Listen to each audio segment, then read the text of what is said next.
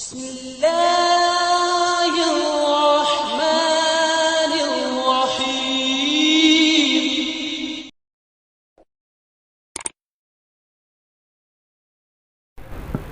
دوسری عید کو ہاں اصل میں یہ جو جہاں فقہ کی عبارتیں ہیں نا اندھیرے میں، جب اصل وقت تو قربانی کا 10 تاریخ کو صبح صادق سے شروع ہو گیا.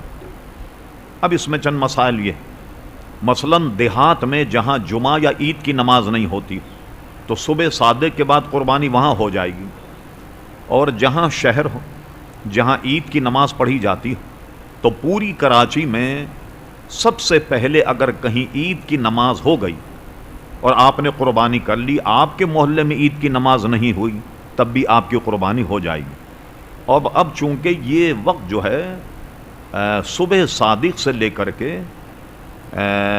10 11 12 تاریخ کے غروب آفتاب تک یہ وقت ہے، تو اگر آپ دوسرے دن رات میں قربانی کریں تو کوئی حرج نہیں.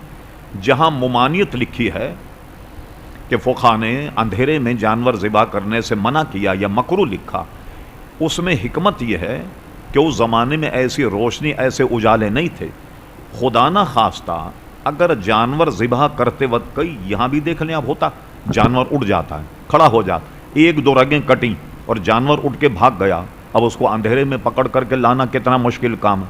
اگر کہیں وافر مقدار میں روشنی ہے، ذبح کی سہولت ہے، سب دیکھ رہے ہیں، تو جانور کو اگر ذبح کیا جائے اندھیرے میں تو قربانی ہو جائے گی. بلکہ دوسرے دن ساری قربانی اندھیرے میں ہوتی، اذان سے پہلے اور اذان کے بعد میں صبح صادق تک تو لوگ فارغ بھی ہو جاتے ہیں قربانیوں سے، تو دوسرے دن میں کوئی حرج نہیں. اصل میں ہونا تو یہ چاہیے کہ جو کوئی حصہ لے تو پورا حصہ لے، سمجھ گئے نا.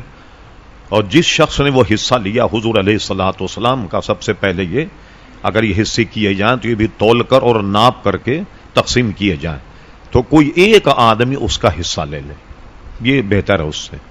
اور گوشت بھی تول کر کے دیا جائے، یہ ایک عام طریقے سے ہوتا ہے. لیکن مفتی محمد وقار الدین صاحب رحمۃ اللہ علیہ نے اپنی کتاب وقار الفتاوی میں یہ مسئلہ لکھا، چونکہ بہت ناپ تول کر کے تقسیم کرنا آپ دیکھیں ذرا ممکن نہیں ہوتا. بظاہر ہو تو سکتا ہے، ناممکن نہیں، بظاہر ذرا مشکل کام. تو مفتی صاحب نے یہ فرمایا کہ 7 اگر شرکا ہوں تو 7 کے ساتھ پورے اپنے حصے اس کو ہبہ کر دیں. یہ سارے حصے ہم آپ کو دیتے، اب وہ بطور احسان آپ میں حصے بکرے کر کے تقسیم کر دے، اس میں کم و بیش اگر ہو تو اس میں حرج نہیں ہوگا. یہ بقول وقار الفتاوی، اس میں یہ فتویٰ موجود.